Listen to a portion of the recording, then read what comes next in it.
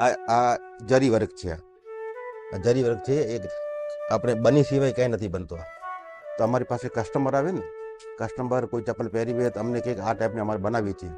તો આ ટાઈપની અમે ધીમે ધીમે અમે બનાવી નાખીએ. એટલે અમને પછી આઈડિયા આવી જાય. આમાં લેધરમાં પર્સ આવે, પાકીટ આવે, બેલ્ટ આવે, ચપ્પલ, મોજડી, એ બધું અમે બનાવીએ છીએ. આ ફેશન બદલાઈ જાય છે. અમને કસ્ટમર કે એવી રીતે અમે બનાવી. આમાં જે ભરત કામ ઉપર છે એ અમારા ઘરમાં જે લેડીઝ હોય એ ભરત કામ આ કરે છે. એ લેધરનું કામ અમે કરીએ. આ ચપ્પલમાં પહેલાં ઉપરનો બેલ્ટ બને, પછી આ પાડુકા બને, પછી ઉપરનો જે આ સોલ આવે ને એ સોલ બને, પછી નીચેનું બને, પછી આ લગાવીને સિલાઈ કરી અને ફિટિંગ કરી. એ બધું સિલાઈ હાથથી છે. ટોટલી હાથથી કરેલું. ઓછામાં ઓછો પહેલા જમાનામાં 4 થી 5 વર્ષ એક બૂટ હાલતો હતો. હવે એ ચામડો નીકળી ગયો. હવે ચામડો રેગ્યુલર તૈયાર આવે છે. અમે લઈએ છીએ એટલે 6 થી 8 મહિના 12 મહિના હાલે આરામથી. ચપ્પલમાં એ જો પાડુકા છે ચપ્પલમાં આવી રીતે. અને આ છે ને સીધી સાદી ચપ્પલ છે. આ બરાબર કોલ્હાપુર ચપ્પલ એને કહેવાય.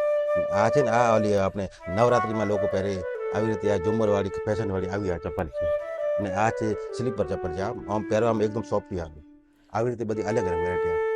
આ જેન્ટ્સ મોજડી છે અને આવી રીતે આ જ લેડીઝ મોજડી છે. આવી રીતે આવે. આ એકદમ દેશી છે, નેચરલ મોજડી છે. આ બનાવવામાં અમને 2 દિવસ લાગે એક મોજડીમાં. જરી કામ કહેવાય. જરી એ આરીથી બને, પણ એ મતલબ બની સિવાય ક્યાંય નથી બનતો, બની પથ્થર સિવાય. અને આ બેગ છે એને હટ બેગ કહેવાય. હટ બેગ. આની અંદર 2 ખાના આવે. એક રેગ્યુલર કાગરિયા રાખવા માટે અને એક ચેનવાળો ખાનો આવે. અને પછી એને ઢક્કણ આવે. પછી આ જે ડિઝાઇન છે ને, ડિઝાઇન એ બધી ચામડાની છે. એ બધી હાથે ડિઝાઇન બનાવેલી છે એ વસ્તુ. આમાં બેગમાં ઘણી ઘણી વેરાયટી હોય છે. આ દાખલા તરીકે આ જો ચામડો લેધર કાપવા માટે આ રાંપી જોઈએ. અને પછી આ આરી જોઈએ સિલાઈ કરવા માટે. ફાઈબરની આવે, નીચે આપણે લેધર રાખીએ અને કાપવું તો કાપી શકીએ. અને આને રોઈ કહેવાય.